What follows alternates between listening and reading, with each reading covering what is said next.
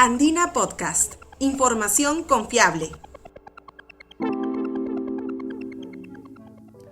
Hola, soy Harold Moreno, periodista de Ciencia y Tecnología de la Agencia de Noticias Andina. Desde el lunes 16 de marzo, el Perú se mantiene en estado de emergencia para frenar el aumento de casos de coronavirus. Por supuesto, hay una enorme cantidad de información disponible en Internet. Solo en Google hay más de 10.000 millones de resultados de búsqueda sobre este virus, sin contar lo que aparece cada segundo en webs y redes sociales. En este breve podcast hablaremos sobre qué nos dice la ciencia sobre algunas noticias que han circulado esta semana sobre la pandemia. ¿Es verdad que hay dos cepas diferentes del coronavirus? ¿Las mujeres embarazadas pueden transmitir el COVID-19 a los recién nacidos? ¿Fue este virus una creación humana hecha en laboratorio? Son preguntas que responderemos a continuación. Además, comentaremos cómo la expansión inicial del virus en China se debió, principalmente, a infectados no detectados, según un reciente estudio, y entenderemos por qué son tan importantes las medidas de aislamiento social.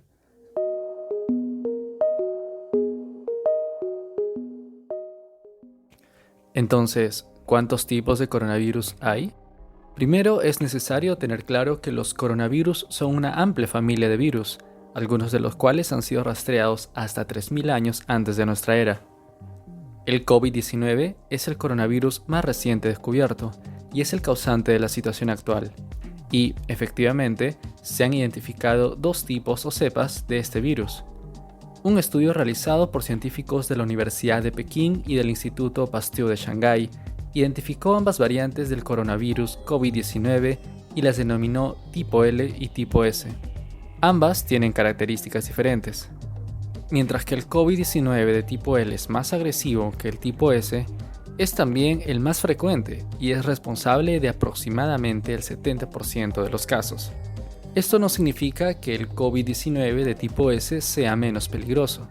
De hecho, al ser menos grave genera que las personas pasen más tiempo sin síntomas o atención médica y así contagien a más personas sin saberlo.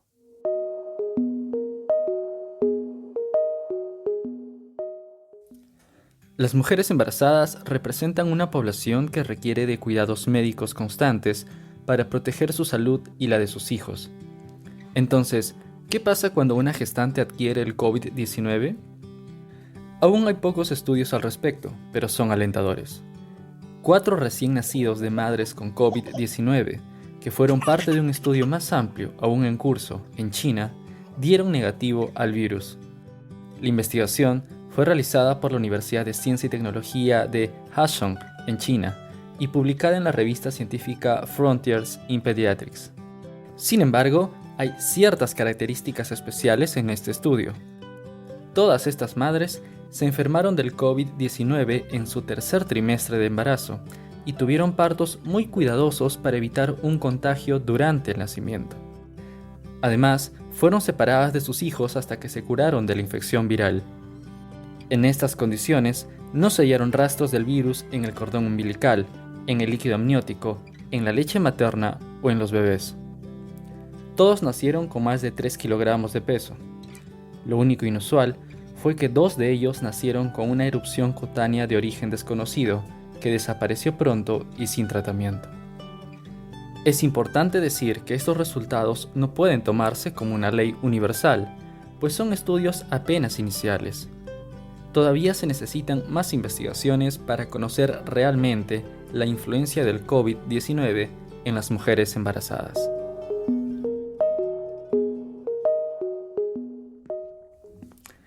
Una de las teorías más difundidas y debatidas sobre el coronavirus es que se trata de un virus creado artificialmente por alguna organización o nación con algún interés específico.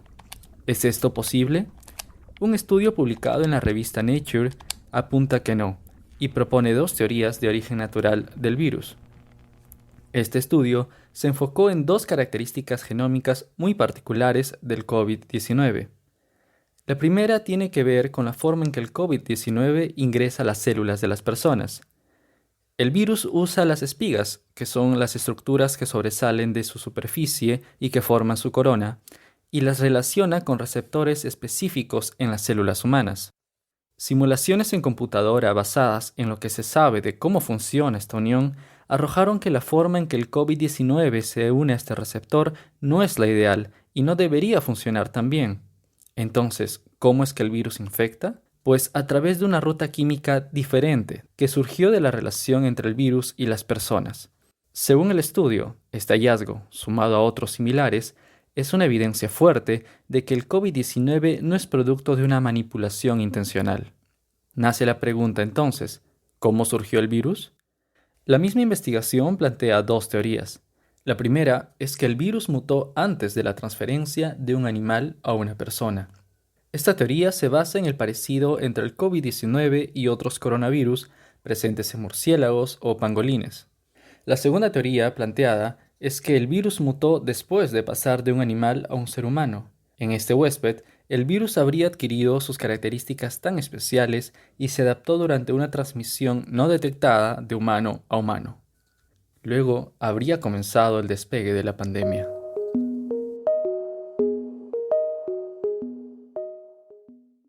Finalmente, hablaremos de una investigación que explica la enorme importancia del aislamiento social para frenar al coronavirus. El 23 de enero, las autoridades chinas decretaron un bloqueo en el epicentro de la pandemia, la ciudad de Wuhan. Según una investigación publicada en la revista Science, hasta ese momento fueron los casos no detectados los que generaron la rápida propagación del virus. De hecho, el mismo estudio estima que en ese momento el 86% de las infecciones no habían sido detectadas todavía. Esto significa que, mientras en ese momento se tenía conocimiento de 801 casos, el total de infectados debió ser de más de 13.000. Ahora, ¿cómo se determinó esto? Los científicos realizaron un modelo matemático computarizado que simuló la dinámica de las infecciones en 375 ciudades chinas. Se dividió a las personas en dos tipos: personas con síntomas suficientemente graves como para tener un diagnóstico confirmado y personas infectadas no documentadas en el sistema sanitario. Ambos tipos tienen una tasa de transmisión diferente. Las personas asintomáticas o con síntomas leves, que aún no tienen atención médica, contagian más.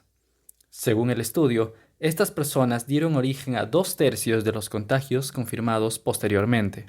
El brote de coronavirus en China coincidió con un periodo conocido como Chunyun, o temporada de viajes en el país asiático, en el que aumenta la movilización de las personas por las festividades del Año Nuevo Lunar. Esta investigación es preocupante, pues las personas que más contagian son las que menos síntomas tienen. Pero también es una lección. Las medidas rigurosas de aislamiento social sí son efectivas para frenar el contagio de este tipo de personas.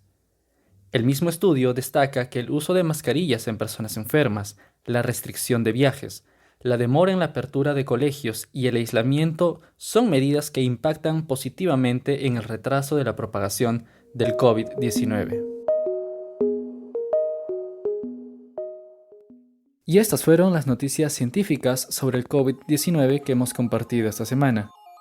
Mantente atento a nuestras redes sociales para que recibas las actualizaciones de las próximas ediciones. Hay mucha información disponible y una constante expectativa por saber lo último que se descubre sobre el coronavirus COVID-19. Pero recuerda que es importante siempre consultar a fuentes oficiales, como el gobierno, nuestro Ministerio de Salud y la OMS, así como a medios de comunicación confiables como la Agencia Andina. Puedes encontrar todas nuestras notas de ciencia y tecnología en www.andina.pe e informarte más sobre esta pandemia desde el banner del coronavirus en nuestra página principal y en nuestras redes sociales. Recuerda, la desinformación también es peligrosa, y mientras dure el estado de emergencia, quédate en casa y sigue todas las recomendaciones de las autoridades.